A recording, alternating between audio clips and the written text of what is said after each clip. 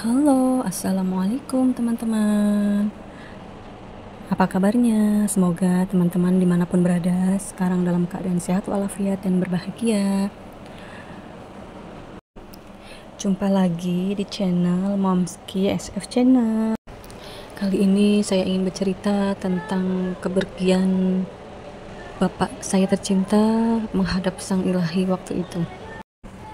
Saat itu hari Kamis malam Jumat sekitar pukul 9 malam, ayah aku dipanggil Yang Maha Kuasa. Bapak sempat dirawat di rumah sakit dari hari Selasa siang dan berpulangnya di Kamis malam. Sebelumnya Bapak tidak sakit apa-apa, cuman sempat malamnya tuh mengeluh kayak masuk angin gitu, terus langsung dikerikan sama kakak saya, dan paginya ditemukan sudah dalam kondisi seperti pingsan. Di sini saya selain sedih, saya juga lega. Sedihnya karena orang tua satu-satunya yang saya punya sudah berpulang, karena ibu saya sudah lebih dulu meninggalkan dunia ini di tahun 2013. Leganya karena waktu bapak gak ada, saya sempat menemani, bahkan bisa mentalkinkan beliau dengan 2 kalimat syahadat waktu sakaratul maut.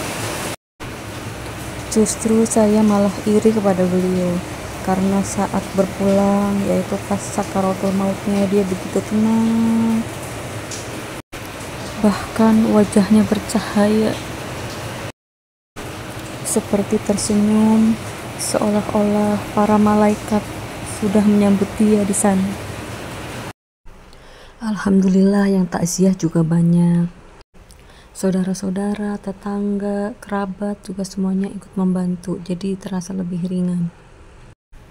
Semuanya berjalan lancar, dari dimandikan, dikafani, disolatkan, berangkat ke kuburan, sampai di pemakaman pun alhamdulillah berjalan dengan lancar, tidak ada halangan. Dari situ saya percaya kalau bapakku itu orang baik, tidak suka bergunjing, dan menjalankan kehidupannya itu sangat sederhana, membaur dengan masyarakat, saling membantu, dan alhamdulillah sholat 5 waktunya tidak pernah ditinggalkan. Tidak pernah iri sama orang, menjalankan kehidupannya tuh apa adanya, sesuai yang dikodratkan sama Allah Subhanahu wa Ta'ala, dan selalu bersyukur. Sampai kuburan pun alhamdulillah yang menanduk keranda bapak itu mantu-mantunya semua dan cucunya. Bahkan yang menurunkan beliau ke liang lahat pun masih sama menantu dan cucunya. Bersyukur sekali. Bapak dikebumikan satu liang lahat dengan kedua orang tua bapak atau Eyang Kakung dan Eyang Putri yang sudah meninggal puluhan tahun yang lalu. Makam bapak juga bersebelahan dengan makam ibu saya yang sudah meninggal lebih dulu. Itulah kehidupan. Biasanya baik dan buruknya kita waktu di dunia itu akan terlihat waktu kita berpulang menghadap Yang Maha Kuasa. Meninggal dalam keadaan husnul khotimah atau dalam keadaan su'ul khotimah. Dari kejadian kedua orang tua saya meninggal, saya banyak sekali pelajaran-pelajaran yang bisa saya petik.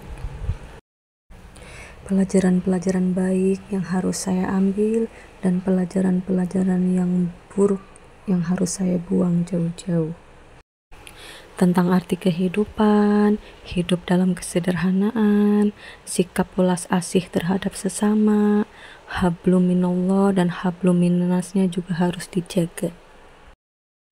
Kadang saya merasa belum jadi anak yang berbakti sama beliau, karena saya tinggalnya jauh, jadi saya jarang berkunjung karena keadaan dan waktu yang tidak memungkinkan.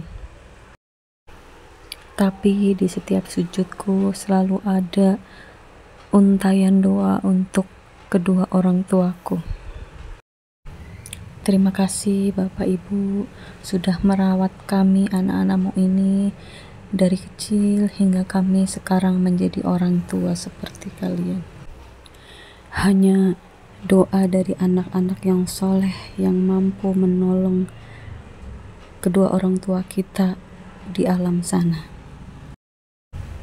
Harta, kekayaan, dan segala macam tidak akan kita bawa mati. Hanya jasad dan selembar kain putih yang akan kita bawa.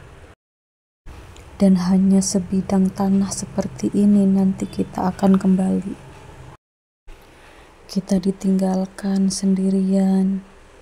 Tidak ada teman, tidak ada saudara yang menemani. Dikubur, ditimbun tanah, sendirian, sepi, ditinggalkan di dalam kuburan yang sempit.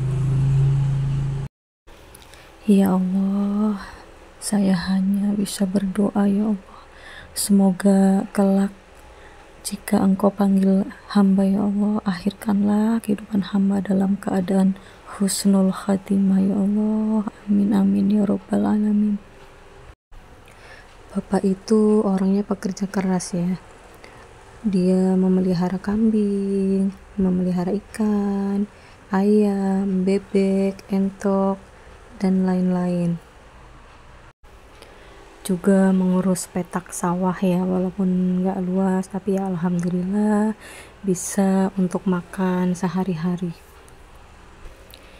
Walaupun beliau udah sepuh, sebelum beliau meninggal, alhamdulillah itu nggak pernah sakit yang berat, paling cuma meriang gitu aja. Mungkin karena dia tuh orangnya nggak bisa diem kali ya, jadi selalu bergerak, jadi badannya tuh sehat. Cari rumput, cari keong, mencari kayu bakar kadang-kadang, ke sawah, dan lain-lain. Bapak termasuk suami yang setia, karena sejak ditinggal ibu meninggal di tahun 2013, beliau tidak pernah menikah lagi hingga beliau pun meninggal dunia tahun 2025. Selama ditinggal ibu, Bapak tinggal berdua dengan kakak saya. Tapi kadang-kadang kakak saya yang rumahnya dekat situ juga sering mampir. Dan sering nginep juga. Dulu waktu Bapak masih sehat, selain bertani, pelihara unggas, beliau juga menyadap nira kelapa untuk dijadikan gula merah atau gula Jawa buat tambahan sehari-hari. Tapi setelah beberapa tahun kebelakangan ini kami melarang Bapak untuk menyadap nira lagi karena berisiko. Soalnya kan naik pohon kelapa yang tinggi, takut jatuh atau bagaimana karena kan beliau udah sepuh. Jadi kegiatan yang kami izinkan cuma ke sawah, cari rumput buat pakan kambing. Itu pun dibantu oleh kakak ipar saya dan kakak saya. Tapi emang bapak saya tuh orangnya ulet ya, nggak bisa diem gitu, aktif. Jadi kalau dia diem di rumah itu malah kagak betah, serasa badannya pada sakit gitu. Maka tuh dia mencari kegiatan, cari keong, ke sawah, cari rumput, dan lain-lain. Justru kalau bengong dia malah nggak ada kerjaan, dia malah bingung harus ngapain. Makanya walaupun bapak saya badannya kurus dan gak pernah gemuk, tapi sehat walafiat dan jarang banget sakit, hingga dia menutup mata di usia 81 tahun. Allahumma ighfirli wali walidayya warhamhuma kama rabbayani shaghira. Amin.